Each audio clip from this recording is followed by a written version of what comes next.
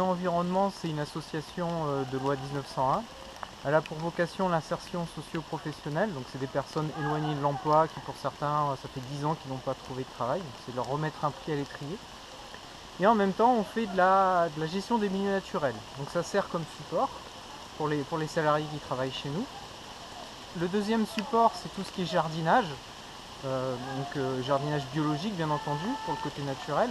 Et en plus, on fait de la vente. Donc ils travaillent deux petits aspects en même temps. Et le troisième aspect, c'est tout ce qui est éco-citoyenneté dont je m'occupe en tant qu'animateur. Donc on organise, comme vous voyez derrière, des chantiers nature, donc par exemple pour lutter contre les plantes invasives, pour améliorer la qualité de l'environnement en général, ou même faire des ateliers jardin. Ça aussi, j'organise ce type d'atelier. Donc l'objectif de la sensibilisation à l'environnement, que ce soit pour les enfants ou pour les adultes, c'est de faire découvrir à ce public la nature en règle générale, de voir les oiseaux, les petites fleurs, voir ce qu'on peut faire avec aussi, hein. La nature nous prodigue énormément de choses. Et pour les enfants, c'est en faire des éco-citoyens de demain, des bons citoyens respectueux de la nature et de leur environnement, c'est-à-dire tout simplement éviter de jeter des papiers par terre par exemple, ou ne pas planter tout et n'importe quoi dans son jardin. Voilà, avoir des petites pratiques simples qui permettent à la nature de se développer parce qu'elle nous rend bien des services, comme on peut le voir avec notamment les abeilles qui nous produisent énormément de miel, qui nous font un travail gratuit pour nous.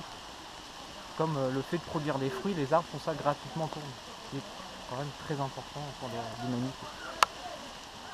Donc l'atelier à la fête des jardiniers à Barlin, ça consiste. Donc il y a une partie où on vendra des chrysanthèmes qui a été cultivé dans nos jardins de l'association, fait par les salariés en insertion. Et il y a un autre atelier dont ma collègue s'occupe, qui est papier recyclé. Donc le papier, c'est à partir de papiers journaux qu'on a récupérés, que les gens voulaient se débarrasser, jeter. On les récupère, on fait une pâte à papier avec de l'eau, on mélange, on mixe bien, avec un bon coup. Et ensuite, avec ce qu'on appelle une forme, comme ce que faisaient les papetiers dans le temps, on met de la pâte à papier dans cette forme, on la récupère.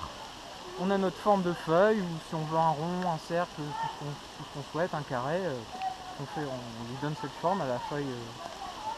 Et ensuite, on n'a plus qu'à faire sécher ce papier, et on a notre nouvelle feuille de papier recyclé, 100% recyclé d'ailleurs.